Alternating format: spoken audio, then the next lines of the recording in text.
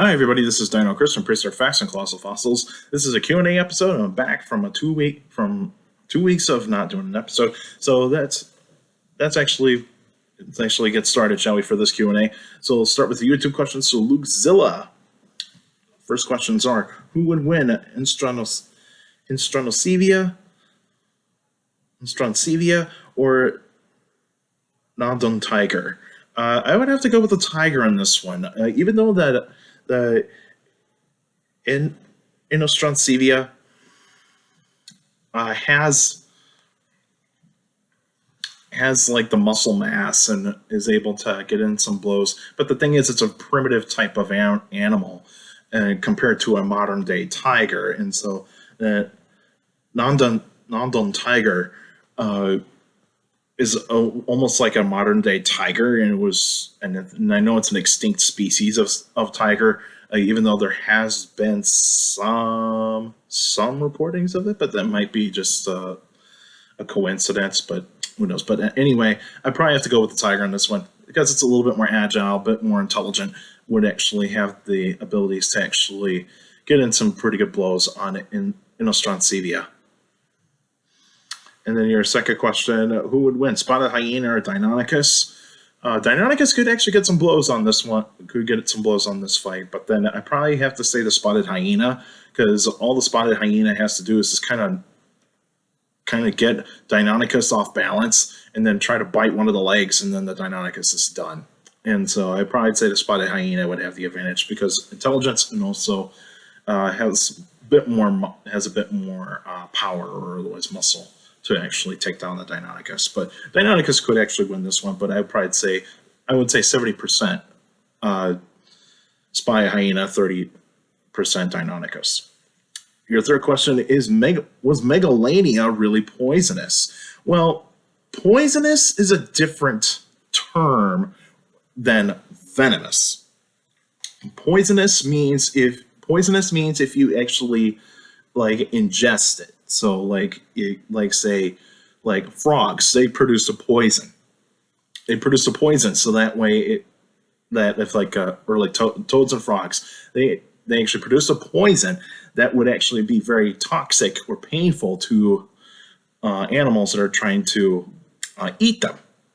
So poisonous is ingestion. Venomous is more of it's getting into your body by a bite, or otherwise a sting. And so in terms of Megalania, was it venomous? Yes, it is. Based on Dr. Brian Fry's research, he is a biologist that studies venomous animals in Australia, and he does phenomenal work. I recommend checking out his work. He is just an amazing scientist on venom research.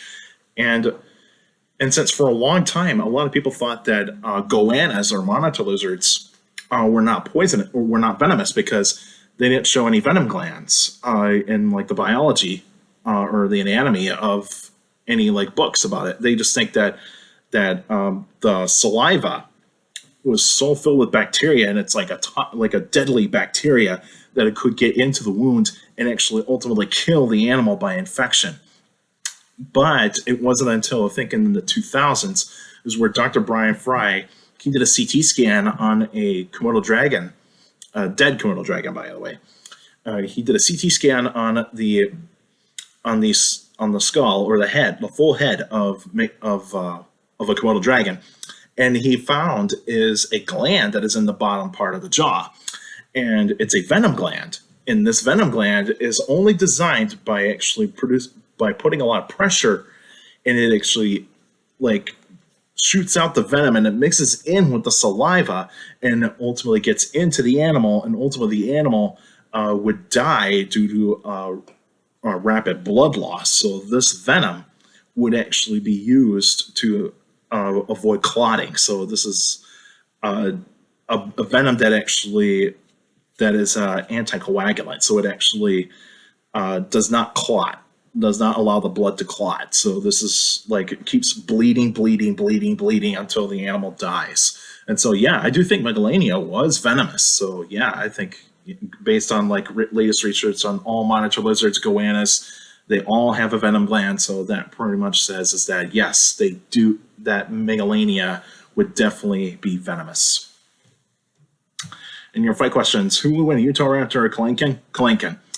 Utahraptor or Monolophosaurus? Utahraptor. And Utahraptor, Amphision, Amphision. All right, Jonathan. Andrew Mirren. I hope I'm pronouncing your last name correctly. The Mirren, I think, is it Mirren or Myron? You can let me know. Were dinosaurs capable of roaring?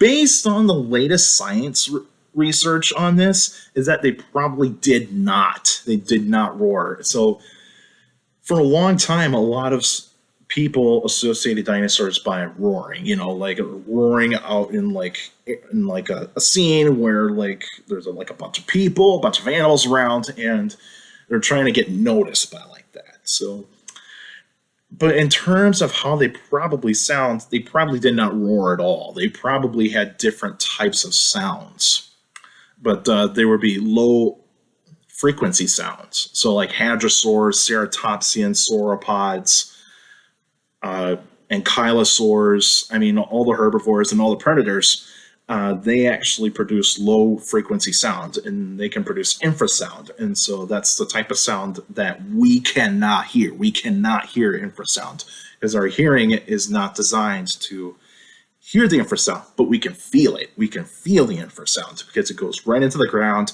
and we feel the vibrations. So based on like research on birds and crocodiles, which are the dinosaurs' closest living relatives, is that those two types of animals, they are capable of hearing low frequency sounds, and birds hear more low frequency sounds than high frequency sounds. We're more adapted to hear higher frequency sounds because that's what our hearing is designed for, because that's how we do it. That's how we're meant to be. And so, so dinosaurs are not capable of roaring, but they can produce infrasound, which is not roaring. It's just basically kind of like getting like a guttural sound, kind of a guttural type of sound. But we don't know what they really sounded like, so that's up for debate. But listen to a cassowary. Listen to a cassowary vocalization. It is just amazing, but also chilling at the same time. You should check that out. Check out a cassowary vocalization. And Luke Zilliga back again with who would win, Giganotosaurus or Tyrannosaurus Rex. I'm going Tyrannosaurus Rex on this one. Better, more stronger, better bite force, better senses, the whole 9 yards. Even though that Jurassic World Dominion is going to have Giganotosaurus beat Tyrannosaurus Rex in the beginning of the movie, I would probably say that Tyrannosaurus Rex would still win that fight no matter what, in terms of but even though these two animals did not see each other, they were from different continents, different times. So but I would say Tyrannosaurus Rex on that one. And who will win, Siach or Saurophaganax? Ooh, that's a good one. Give me Saurophaganax on that one. It's a little bit larger, and also I think it's got bigger claws too. So I'll go with Saurophaganax. Facebook questions. Jody, do you think Disney Nature should make a dinosaur movie? Sure, why not? If they actually are able to do it, I think they could do it. How they would do it, that's a big question. Could they do it in a documentary way, or could they actually?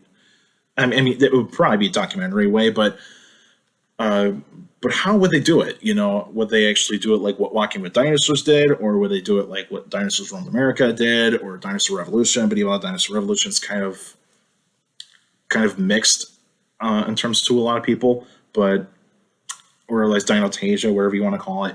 But I hope they do it with like a Walking with Dinosaurs type of way, or otherwise maybe do like a series of like episodes, or at least maybe they do like a season on the Triassic, maybe they do a season on the Jurassic, maybe they do a season in the Cretaceous, that sort of thing. I could hope for that, but we don't know. But I would like them to do it at some point. But usually Disney Nature always actually has a movie come out around Earth Day, so we'll see. See if they can do it. All right, Benjamin. So, does Triceratops have the longest horns of all ceratopsians? I wouldn't think so. I think that belongs to another ceratopsian. I cannot remember what species, but somebody let me know in the comments down below. Let me know which dinosaur has the longest horns of all ceratopsians. I'm guessing it's Triceratops, but I am not totally sure. Can the jaws of Andrewsarchus crunch bone? Yes. Is Meganeura a giant prehistoric dragonfly? Yes. It's a relative of dragonflies. Yes. And who would win, Elasmotherium or Arsinotherium? Elasmotherium is considered to be the Siberian unicorn, so a prehistoric rhino, and Arsinotherium is kind of in between a rhino and a hippo, but it's really closely related to elephants. But I'd probably say Elasmotherium because it's bigger and also it's got a longer nose horn, and I think Elasmotherium might not be able to get up to speed to actually get a really good charge, but we don't know.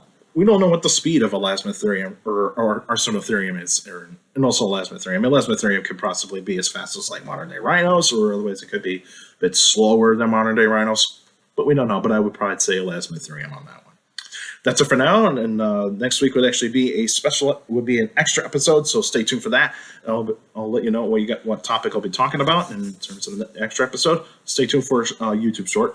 But also, you can still send me questions about dinosaurs or any other prehistoric life by emailing me at dinochris71@gmail.com, or just go to my Facebook page, Prehistoric Facts with Dino Chris. Like the page, you actually post your questions in the comment section. Please put them in the comment section. Do not put them on messengers for private conversations. So just on the comment section, and also do that. And you can YouTubers out there, be sure to like the channel, like the videos, subscribe to the channel as well, and stomp on that notification bell so that way you can get weekly notifications of every single video that comes out. And also put your questions in the comment section because I do read them all, and your questions do mean a lot, and keeps the channel going. And also keep hitting that like button because that actually helps out the algorithm, and also does all that kind of stuff. And also share the channel to anybody that is interested in dinosaurs or any other prehistoric life. So yeah, feel free to do that, and make sure you keep your questions short to the point. You can also follow me on Instagram at dino.chris.pf. I post pretty cool stuff on there. You can also follow me on Twitter at CSGRALL. It's my Twitter page. I post pretty cool stuff on there as well. Also, take care of people around you. So for younger people out there that makes a list, and your parents, your teachers, and guardians, it's the best motivation you could have a good education. It's very important to have a good education. So with a good education, you get a good job in the future. And also in this kind of time, if you're not vaccinated, please wear a mask, social distance, wash your hands, because that is very important to make sure you reduce the spread of the virus. And also, if you're not vaccinated, please get vaccinated, because that is very important to make sure that we reduce the spread of the virus, and also that way you're protected. And that's the most important thing. And also you can protect other people too, because that's also the most important thing too. And so make sure you get vaccinated. And also check out Colossal Fossils.